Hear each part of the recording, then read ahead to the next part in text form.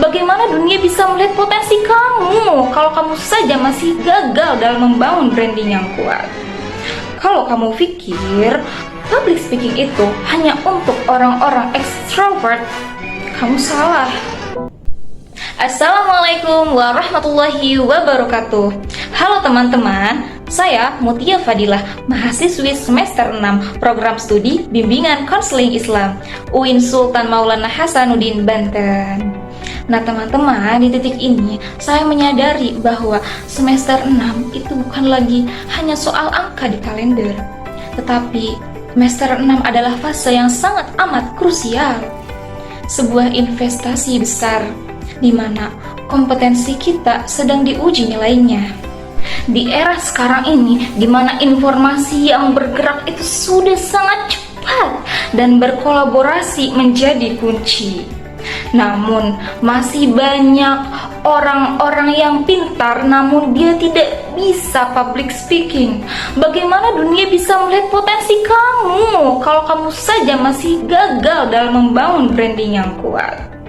Kita sering mendengar bahwa tanpa personal branding, mau sehebat apapun kemampuan yang kita miliki, itu hanya akan menjadi kenangan teman-teman, hanya akan terkubur dalam CV. Namun, branding bukanlah sekedar branding, ia butuh substansi. Itulah mengapa hari ini saya akan membedah RPS atau Rencana Perkuliahan Semester dalam mata kuliah Public Speaking yang akan menjadi acuan utama kita dalam menjawab tantangan tersebut. Oke teman-teman, ini adalah tampilan dari rencana pembelajaran semester mata kuliah apa tadi? Betul, mata kuliah Public Speaking, program studi Bimbingan Konseling Islam. Nah, mata kuliah ini teman-teman diampu oleh Dr. Adi Kusuma, SIKOM, MSI.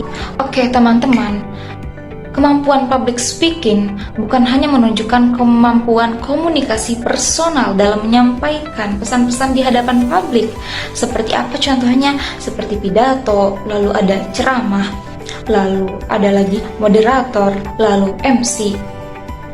Bukan hanya sesimpel itu gitu ya. Namun public speaking juga kemampuan bagaimana caranya kita mengatasi kecemasan bicara dan bagaimana kita menumbuhkan rasa percaya diri atas diri kita sendiri ketika kita sedang menyampaikan gitu ya, menyampaikan pesan-pesan. Nah, selain itu kemampuan public speaking juga bagaimana caranya kita mempengaruhi lawan bicara gitu ya, supaya sesuai dengan apa yang kita inginkan.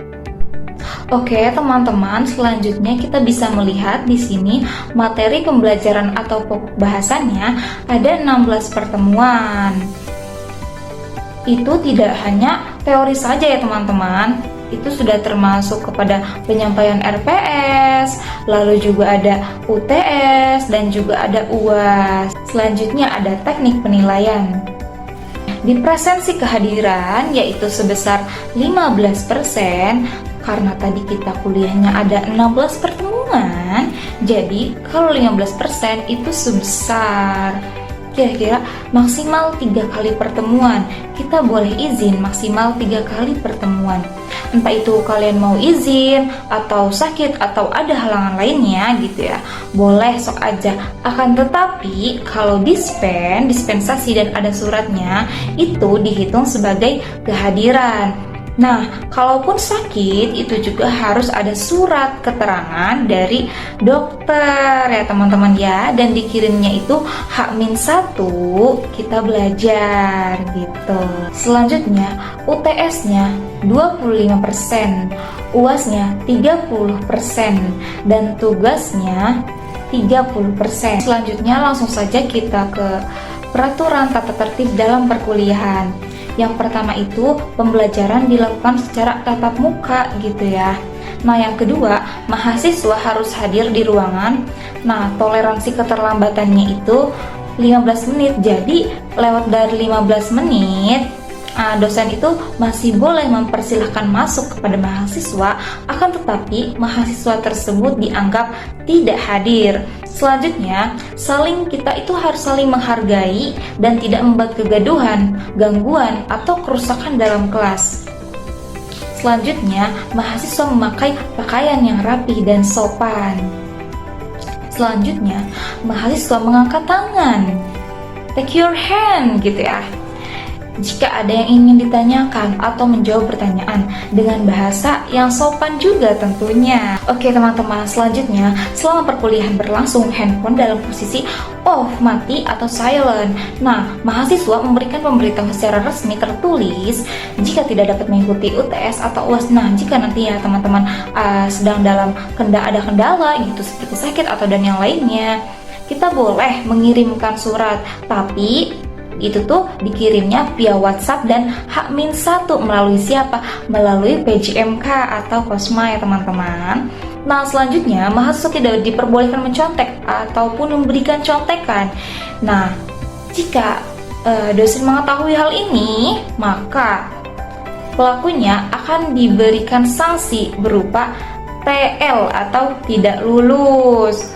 Nah, selanjutnya mahasiswa yang boleh mengikuti UAS adalah mahasiswa yang telah mengikuti perkuliahan sebanyak 75% atau sebanyak 11 pertemuan.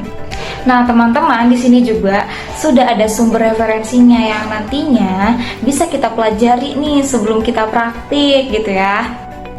Selanjutnya kita ke bagian tugas. Nah, di sini tugasnya itu ada dua. Yang pertama ada tugas individu dan yang kedua ada tugas kelompok. Tugas individu itu yang pertama membuat learning journal dari setiap pertemuan perkuliahan berjumlah 14 learning journal seperti yang sedang saya lakukan ini namanya learning journal. Dan yang kedua menjawab soal atau diskusi dan juga praktik pada setiap pertemuan. Nah, tugas kelompoknya itu ada presentasi kelompok dan praktik public speaking dalam kelas dan luar kelas. Oke, intinya kemampuan public speaking itu adalah kunci untuk kita dapat mempengaruhi orang lain dan juga menggerakkan orang lain. Jadi ayo nih yang masih introvert, kita sama-sama mulai belajar. Yang masih malu-malu, mulai dihilangkan rasa malunya. Yang masih belum berani, ayo mulai berani speak up. Ayo semuanya kita buktikan bahwa Gen Z ini punya semangat daya juang yang tinggi gitu, punya daya tahan banting gitu, dan keberanian untuk terus berjuang. Seperti lagunya Hindia dengan judul Bayangkan Jika Kita Tidak Menyerah. Bayangkan jika kita tidak menyerah, tantangan apapun dari ayah atau dunia.